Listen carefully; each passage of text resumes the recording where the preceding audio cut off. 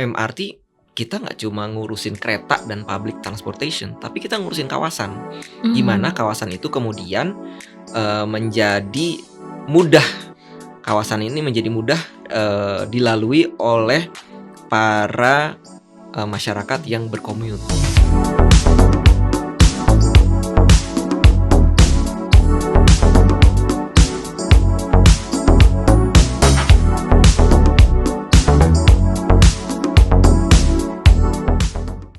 Hello everyone, welcome to Volare Talks. This is a podcast from Volare Advertising Network. I'm Nia Elvira, your moderator for this podcast. Apa kabar semuanya? Semoga dalam keadaan sehat selalu dan pastinya lagi-lagi kita hadir dengan banyak sekali kisah inspiratif dan juga cerita-cerita yang akan memberikan insight menarik untuk Anda semuanya. Dan saya tidak sendiri, kali ini saya sudah bersama Mas Randy Primartantio. Halo.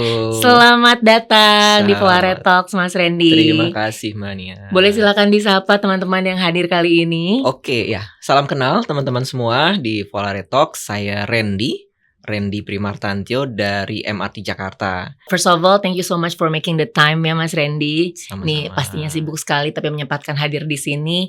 Dan yang kedua, as a citizens of Jakarta, I would like to say thank you banget dengan kehadiran MRT ini. Kita semua terbantu ya teman-teman ya, sebagai warga Jakarta, Jabodetabek mungkin yang kita bisa commuting dengan sangat nyaman dan juga pastinya bisa cepat sampai ke tujuan di antara traffic yang memang challenging.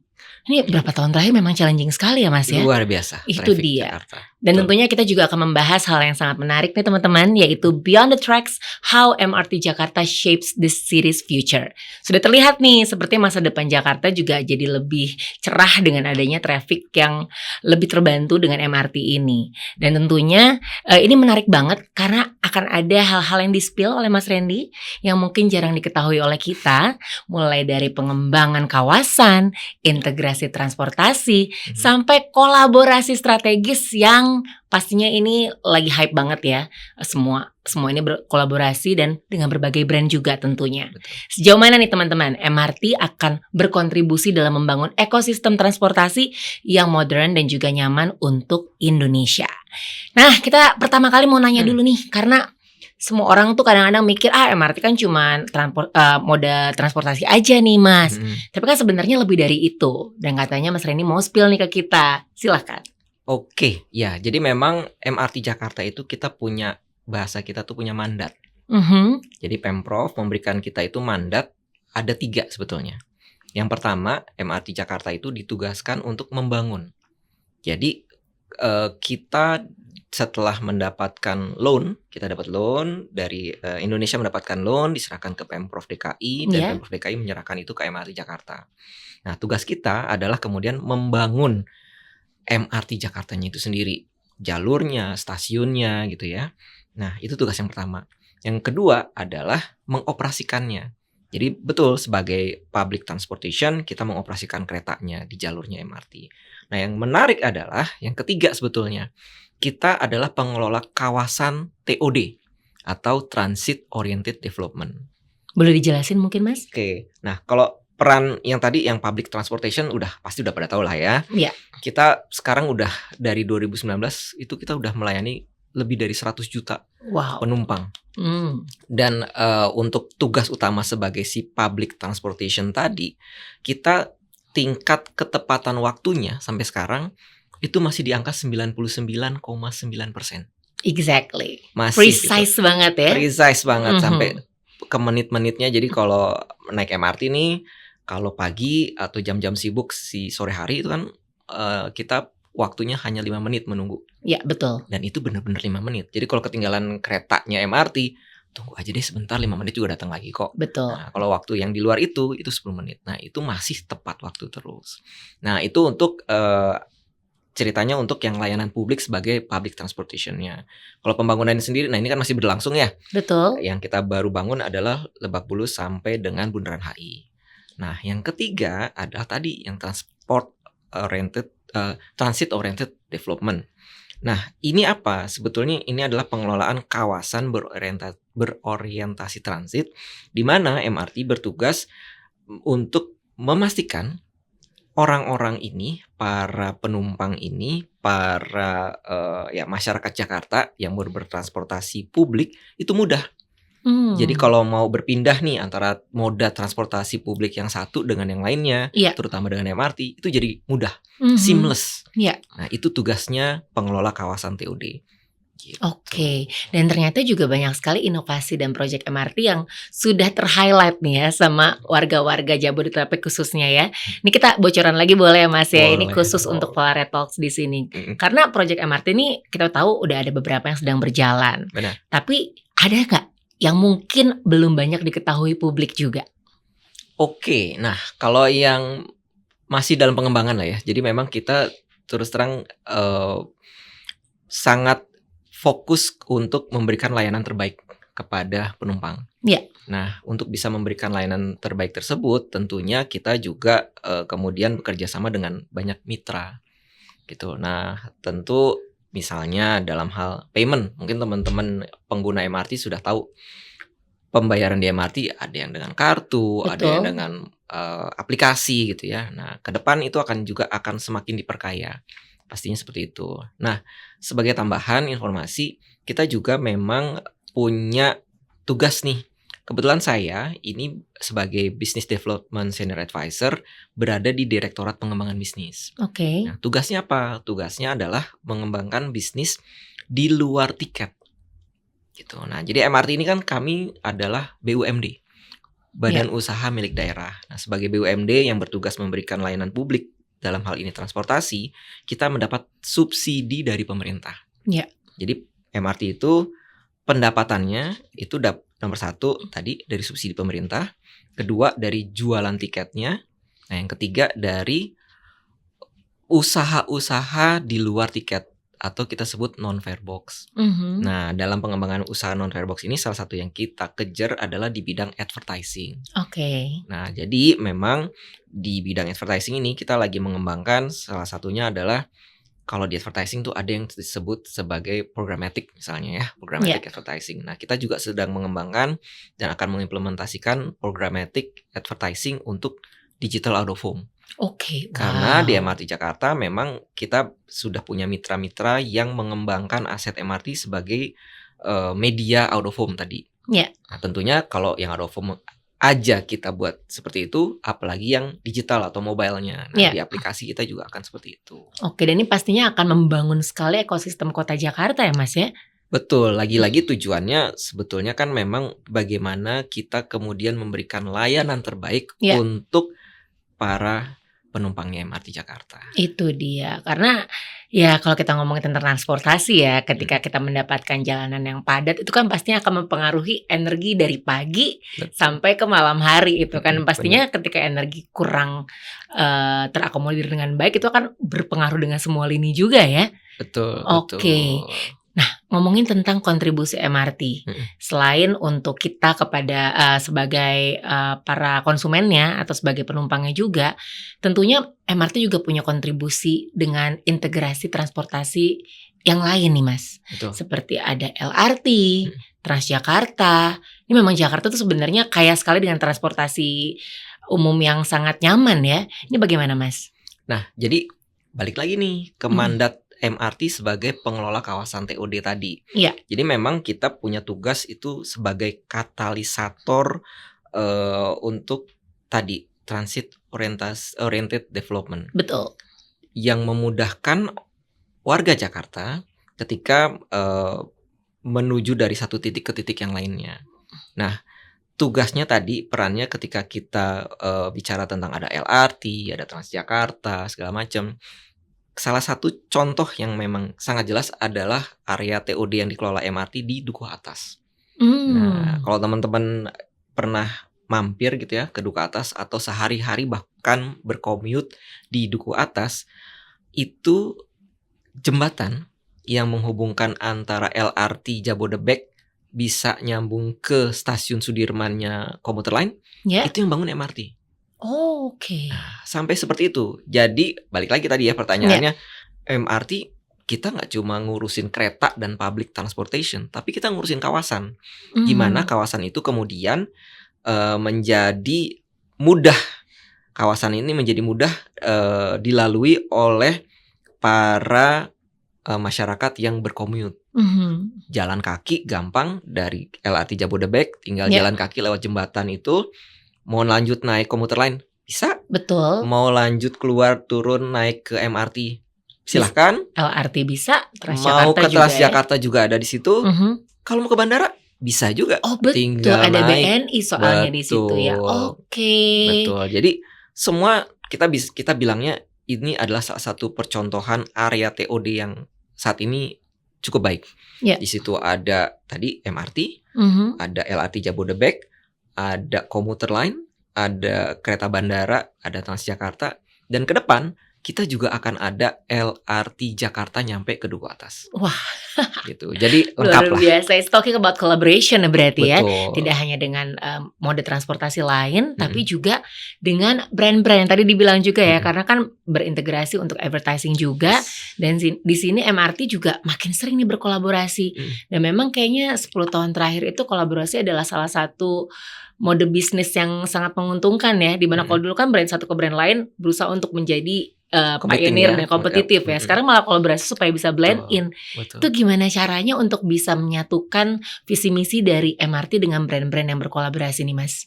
Oke, jadi memang MRT ini kan kita selalu melihat kita tuh pasti butuh berkolaborasi. Betul. MRT contohnya, kita bukan perusahaan atau financial institution. Kita nggak punya alat pembayaran misalnya, ya udah kita kerjasama dengan perbankan.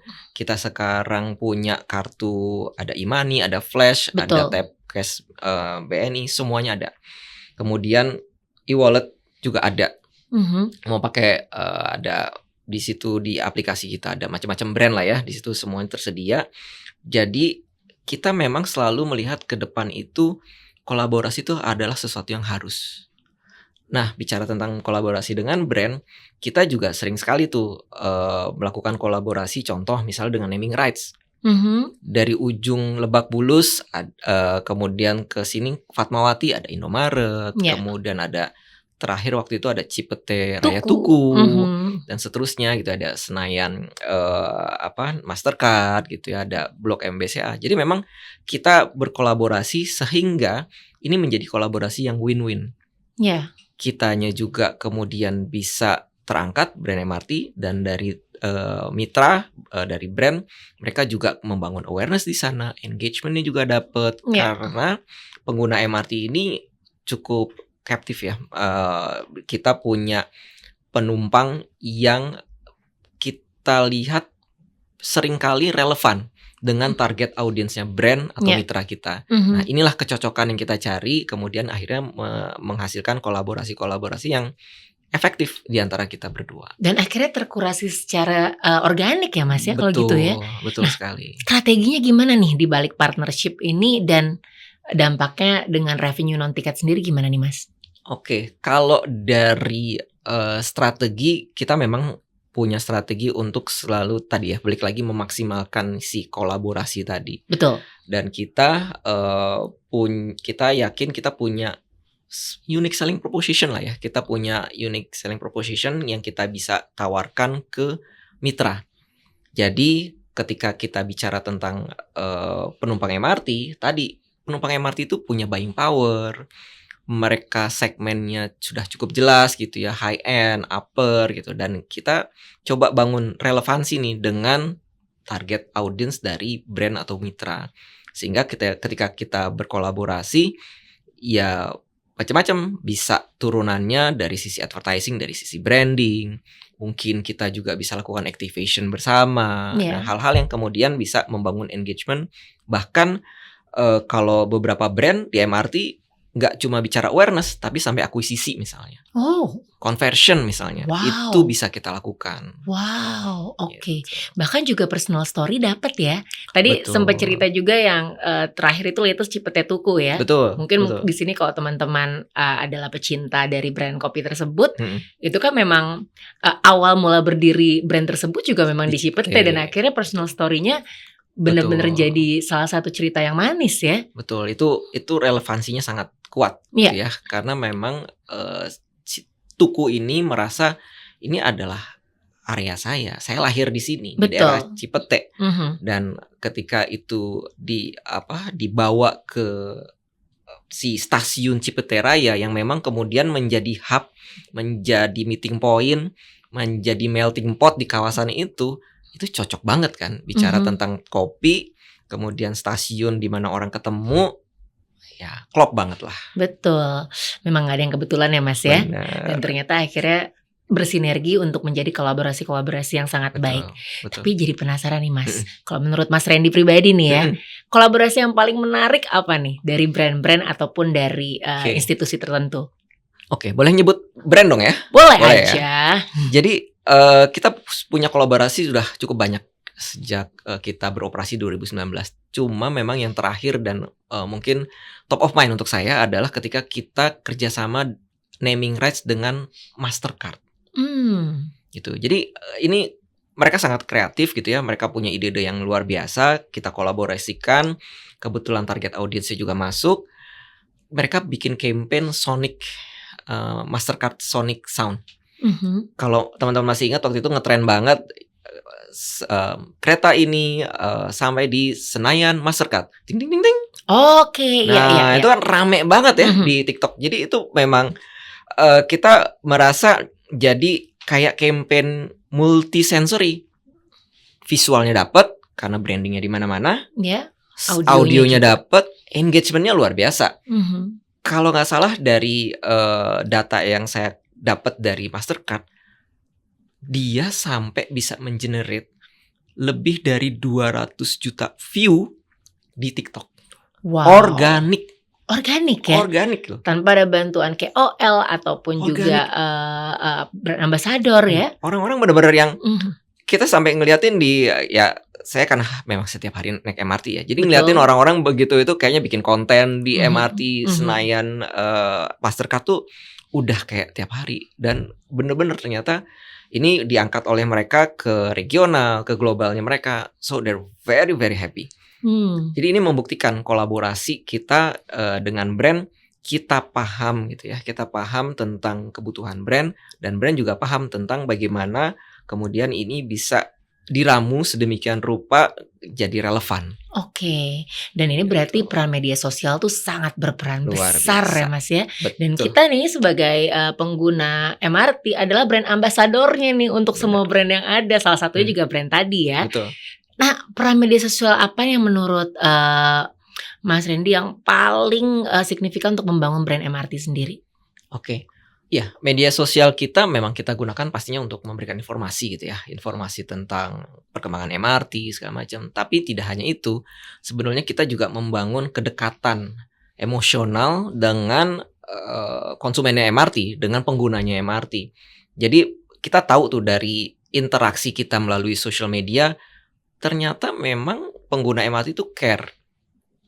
Kita sering MRT ini yang stasiun ini kok agak kotor dikit ya, itu misalnya. Itu mereka memang care gitu, karena memang MRT itu terkenal rapih, bersih. Betul. Gitu ya. Jadi ada kotor dikit aja ada yang ngomen gitu. Dan kita ngerasa oke, ini kita memang begitu dicintainya sama warga DKI dan warga sekitar DKI kayak saya yang naik MRT gitu ya. Saya juga kebetulan. Makanya.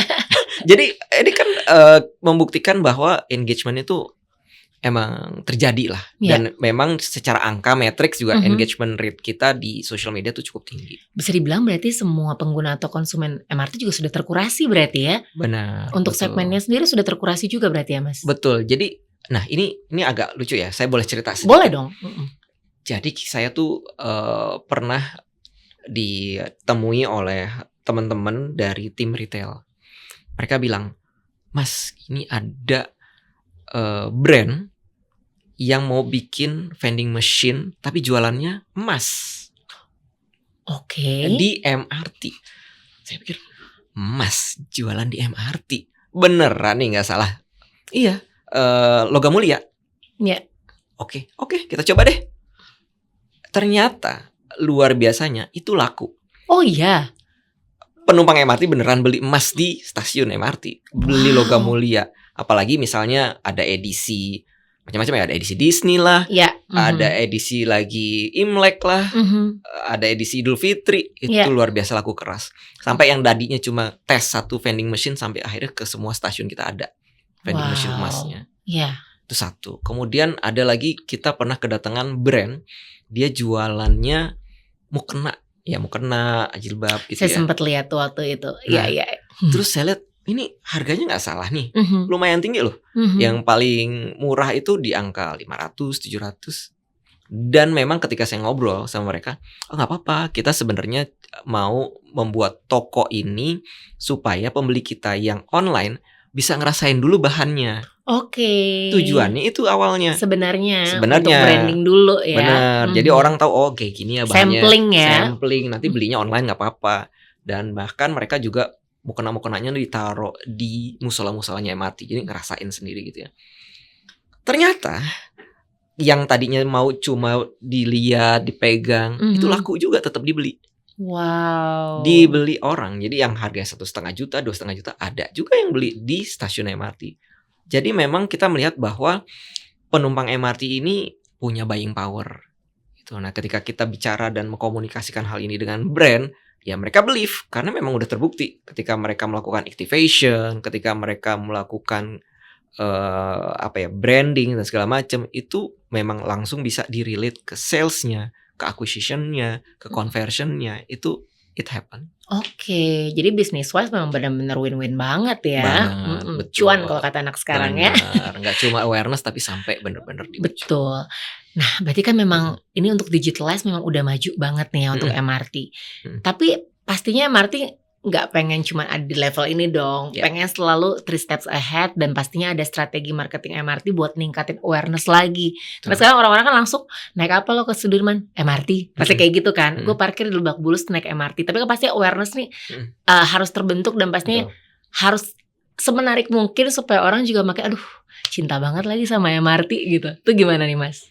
Ya, kita masih akan pakai social media pasti.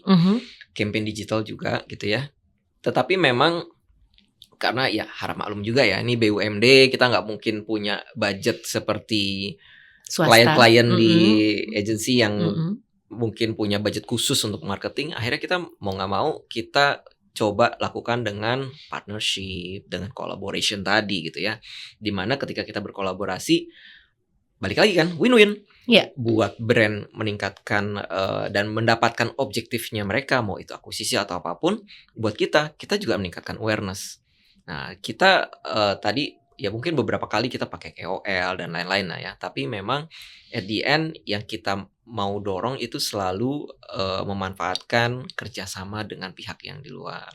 Jadi contoh misalnya nih, kita punya partner dalam hal payment. Ya, mereka dengan memberikan misalnya cashback segala macam, campaign cashback di MRT, itu kan berarti juga meningkatkan awareness dan akhirnya meningkatkan jumlah orang yang naik MRT juga. Saya merasakan yang terakhir itu waktu tanggal 1 Juli ya dengan Rp1 itu ya. Iya betul. Iya kan, lumayan banget, terima kasih loh Mas. Betul. Nah apalagi kalau Pemprov punya program-program gitu ya, ulang tahun Jakarta apa segala macam Rp1, kita happy banget. Itu dia, traffic makin tinggi ya Mas ya. Traffic makin tinggi. Iya.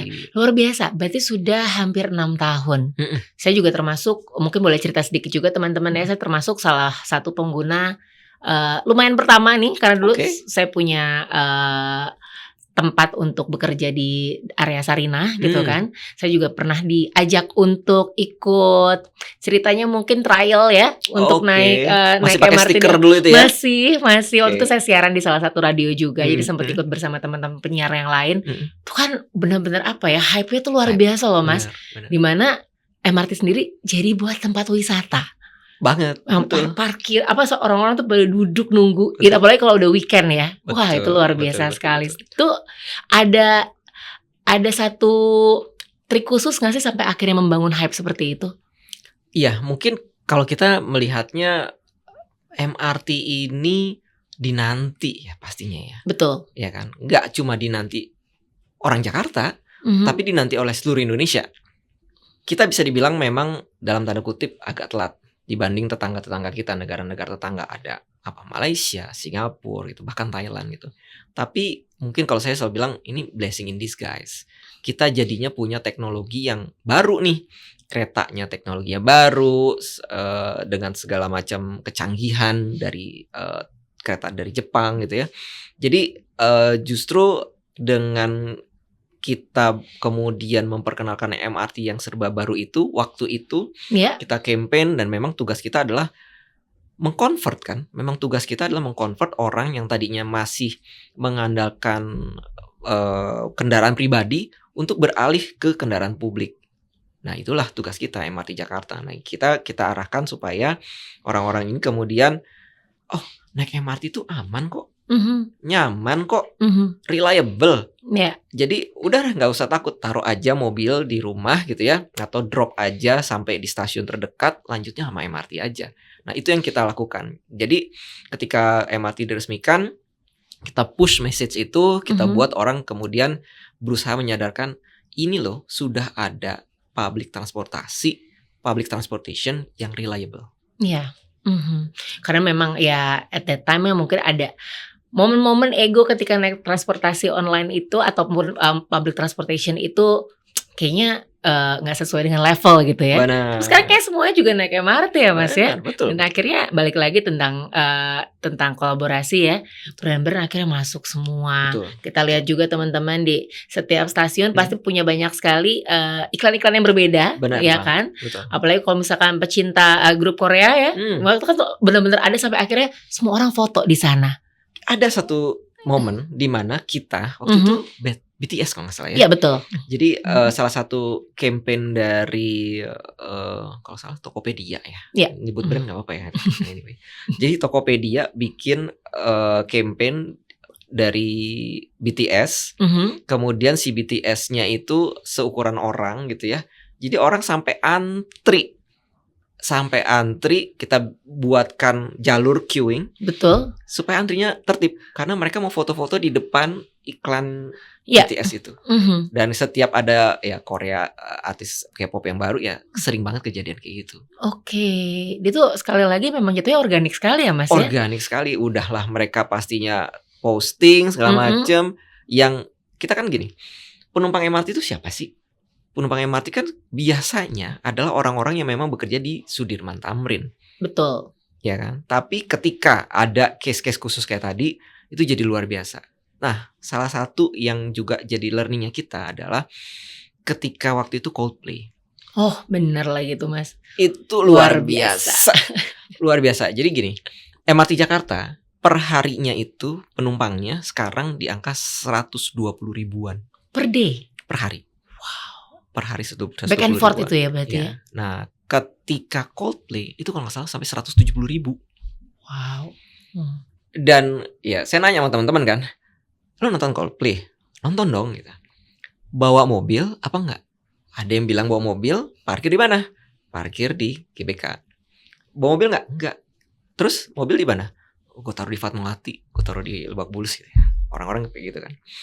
Yang satu bisa sampai rumah damai sejahtera jam 1 malam, yang lainnya jam 4 juga masih kejebak gitu. Yeah. Jadi beda banget kan. Nah, itu sebabnya MRT kita sekarang sangat disupport nih oleh pengelola gedung-gedung di sekitar kita.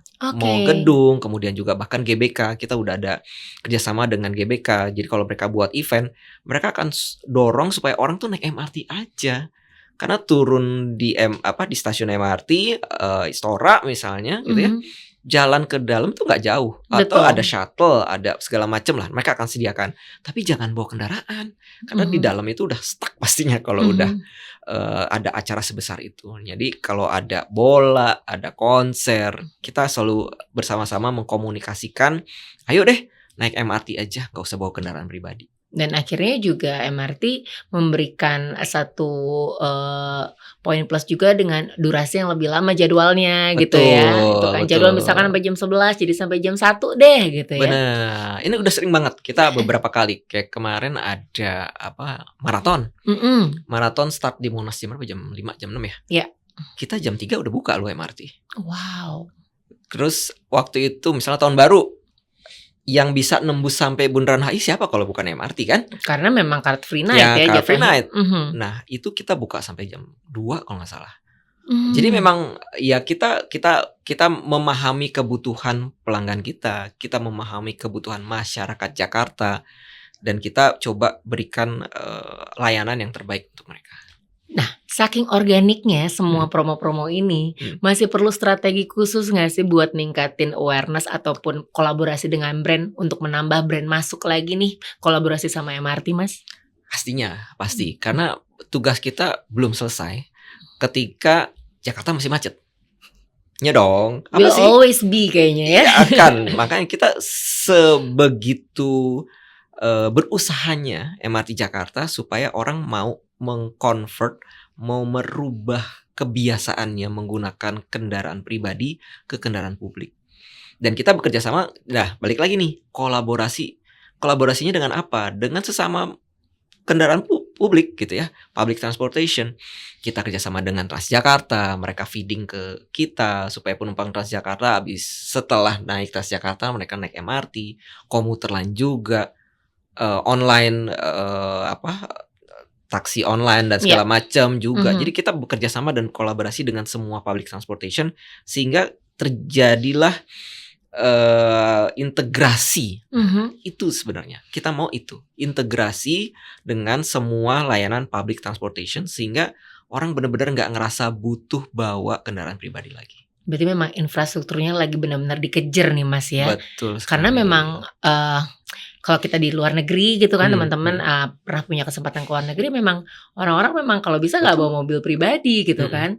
Senyaman itu, se-convenient itu, dan se-affordable itu kan. Exactly. Oke. Wah, ini jadi makin gak sabar nih dengan jalur MRT yang akan makin panjang nih ya kan. Sempat dengar kalau akan masuk ke Tangsel, lalu ke kota juga gitu kan. Nih can't wait banget ya warga-warga suburb mungkin seperti saya bahagia.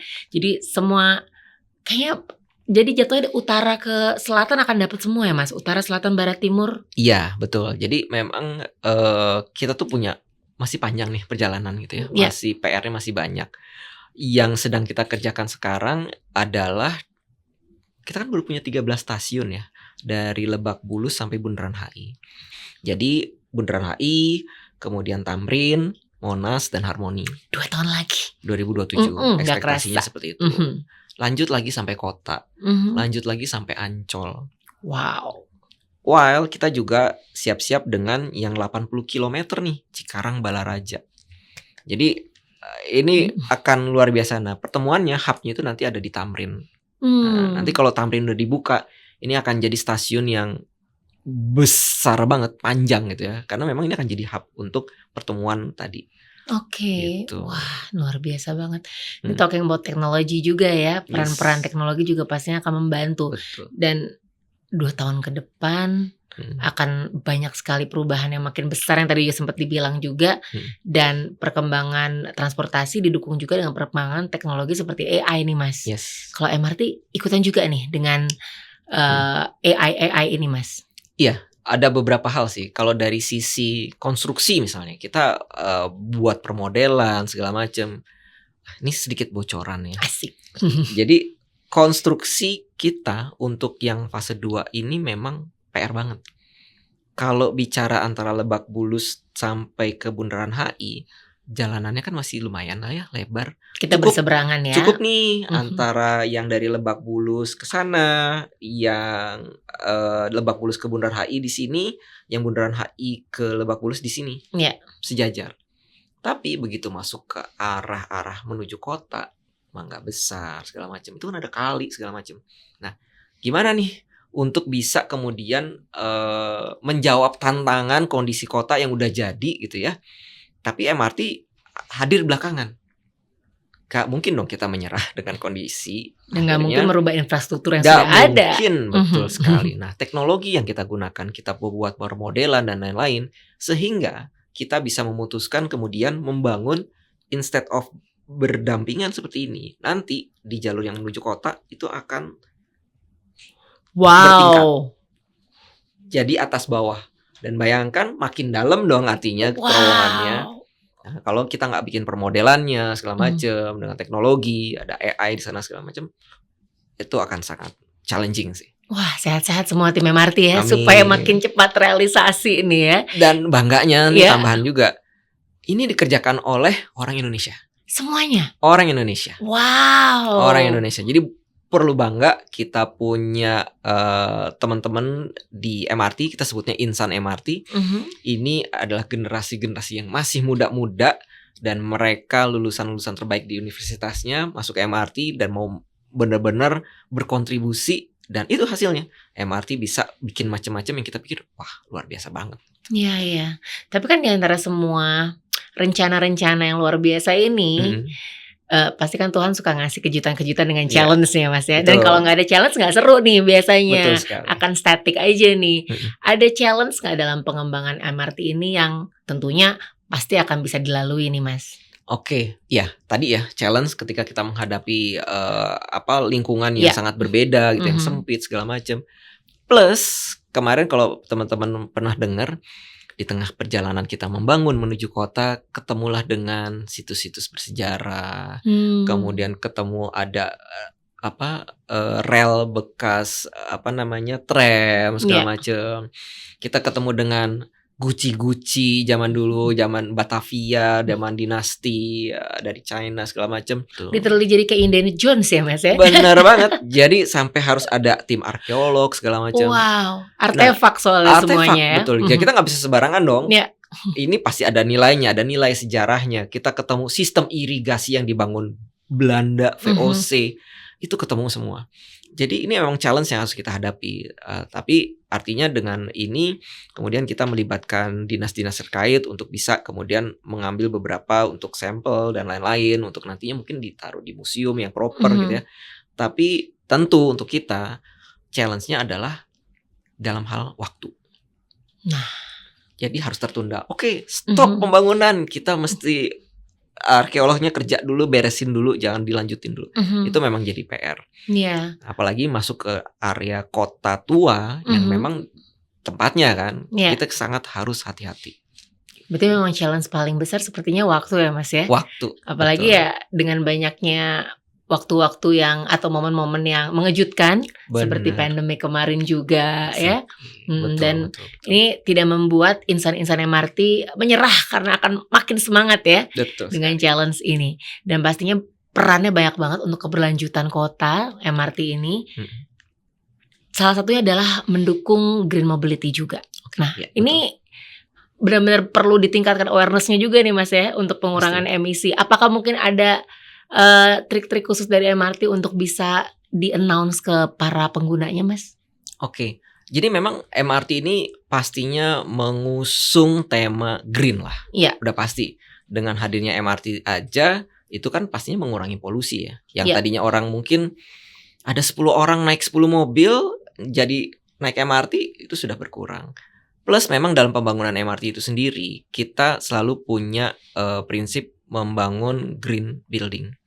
Jadi stasiun-stasiun MRT itu kalau diperhatikan yang elevated segala macam itu kita lihat bagaimana supaya arus udara mengalir, tidak dibutuhkan pendingin ruangan yang elevated segala macam. Jadi hal-hal seperti itu sangat diperhitungkan ketika kita mendesain. Nah, termasuk kereta kita juga menggunakan listrik yang memang juga kereta kita listrik yang hemat energi. Jadi itu sudah menjadi mungkin bisa disebut mendarah daging lah ya di MRT.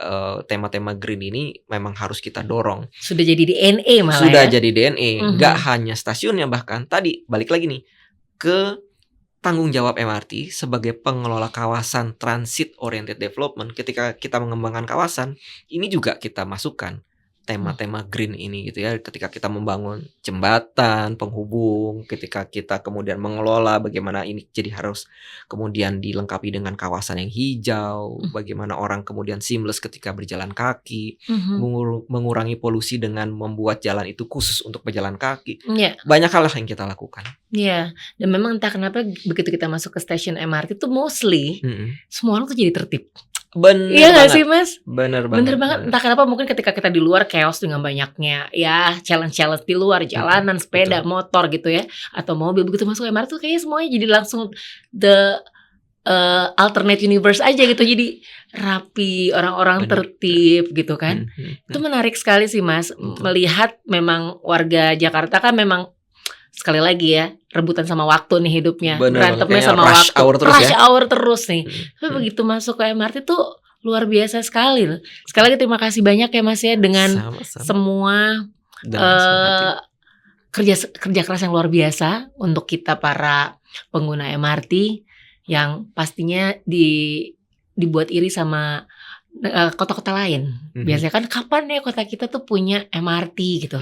Ada rencana mungkin ke kota lain Mas? Iya, kita ada beberapa project yang harapannya bisa jadi MRT Jakarta hadir di kota-kota lain. Ada beberapa project, mungkin nanti bocorannya berikutnya ya. Oke. Tapi yang pasti banyak kota yang merasa sudah membutuhkan MRT. Nah, itu sebabnya kita juga punya kewajiban untuk kemudian sharing ilmu, kemudian kita bahkan menjadi konsultannya untuk di kota itu. Tidak hanya bicara tentang MRT sebagai alat transportasi, balik lagi, tapi bagaimana kemudian bisa mengelola suatu kawasan sehingga orang seamless ketika bergerak. Nah, saya boleh cerita sedikit lagi nih ya. Boleh dong. MRT Jakarta dalam hal melaksanakan mandatnya untuk mengelola kawasan TOD. Kita itu tadi saya ambil contoh di Duku Atas. Di Duku Atas itu kita punya gedung namanya Transport Hub. Itu gedung punya MRT. Nah, jadi memang sengaja nih gedung ini kemudian dengan segala fasilitasnya itu kita buat konsep untuk mencapai ke gedung ini dimudahkan dengan menggunakan public transportation. Gedung ini nempel langsung ada Transjakarta yang bisa berhenti dan menurunkan dan menaikkan penumpang di dalam gedungnya. Jadi lobinya itu langsung ke halte Transjakarta. Oke. Nah, jadi orang dan memang jumlah parkirnya sedikit gitu. Jadi memang kita fokus dan orientasinya supaya orang bertransportasi publik. Di situ dilengkapi dengan area retail, komersial, ada hotel segala macam. Ini satu di Duku Atas. Nah, yang terbaru MRT diberikan kepercayaan oleh Pemprov Jakarta untuk mengelola kawasan Blok M. Jadi ada kawasan Blok M itu sampai ke terminal segala macam itu dikelola oleh MRT. Kenapa? Karena memang balik lagi tadi perannya MRT sebagai katalisator untuk mengelola kawasan TOD. Jadi nanti ada Transjakarta masuk situ, orang yang naik Transjakarta tinggal berpindah mudah naik MRT segala macam. Jadi, nah si Blok M ini nantinya kita akan membuat menjadi, kalau sekarang kebayang ya terminal Blok M dengan mungkin 5 atau 6 jalur. Nanti itu akan diperbanyak jalurnya. Kemudian nanti kita akan membangun high rise building di sana. Jadi mixed use, ada office, ada apartemen, ada retail area, dan orang jadi ketika bertransportasi publik begitu nyampe ke Blok M, mau dia belanja ayo, mau ngantor di situ bisa, tinggal di situ juga ada, jadi semuanya serba lengkap. Nah ini yang akan kemudian dikembangkan oleh MRT di banyak kawasan yang memang menjadi tanggung jawabnya MRT. Nah kalau bicara tentang TOD tadi, TOD itu adalah yang sekarang dipercaya ke MRT adalah 700 meter di sekitar stasiun itu dikelola oleh MRT. Oke. Artinya kita harus memastikan bahwa ketika orang jalan kaki atau berpindah transportasi tadi harus seamless nih di kawasan-kawasan yang berada di sekitar stasiun MRT. Karena apa? Karena simpulnya pusatnya itu adalah stasiun MRT-nya. Nah, jadi inilah di sekitarnya harus di make sure nanti ketika orang mau pindah public transportation jadi seamless dan mudah. Kembali langsung ke dunia holistik kita jadi lebih mindful nantinya ya. Jadi tenang, nggak takut diserempet gitu ya kalau lagi jalan. Iya. Let's dream high and achieve higher pokoknya untuk MRT ya. Banyak sekali nih sepertinya project-project yang dikerjakan MRT itu buat MRT-nya. Kalau untuk Mas Randy, what's next from you? Oke. Kalau dari saya pribadi, saya sangat bahagia ketika saya bisa melihat gitu ya kerja saya sebagai insan MRT itu seperti terpuaskan ketika ngelihat MRT memang rame. Mhm. Dan lebih terpuaskan lagi ketika kita MRT berhasil berkolaborasi dengan banyak brand, dengan banyak pihak gitu, dan banyak institusi. Makanya nih saya mau ngajak nih untuk brand, untuk advertiser, untuk teman-teman perusahaan di luar sana, kalau mau berkolaborasi dengan MRT, kita masih punya banyak hal yang bisa dikolaborasikan. Paling gampang dengan naming rights, kita masih punya banyak stasiun yang memang nanti bisa disematkan nama brandnya. Misalnya yang sekarang udah ada kan tadi ya sudah sebut, ada Blok MBCA, ada Senayan Mastercard, ada Fatmawati Indomaret, ada Bundaran HI Bank Jakarta, dan seterusnya dan seterusnya. Kita masih punya beberapa lagi, ada Blok A, ada Lebak Bulus juga sekarang masih bisa gitu ya, Bendungan Hilir. Jadi banyak nih stasiun-stasiun yang bisa disematkan nama advertiser. Plus bahkan untuk stasiun-stasiun yang sekarang masih dibangun, itu juga udah kita buka.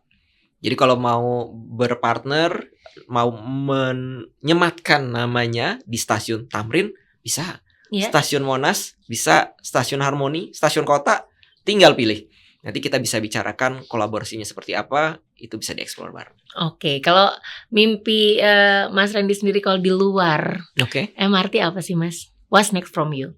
Oke, from me, kalau saya sih melihat memang karena saya saat ini saya memang banyak fokus di business development dan marketing. Ya, saya mau mengembangkan keilmuan saya di bidang itu. Mungkin next saya mau ngambil kuliah lagi gitu ya untuk memperkaya ilmu. Kemudian juga tentunya saya kebayangnya nanti mau memberikan kontribusi lebih dan berperan lebih lah untuk Jakarta. Kita lihat nextnya di mana dan bagaimana.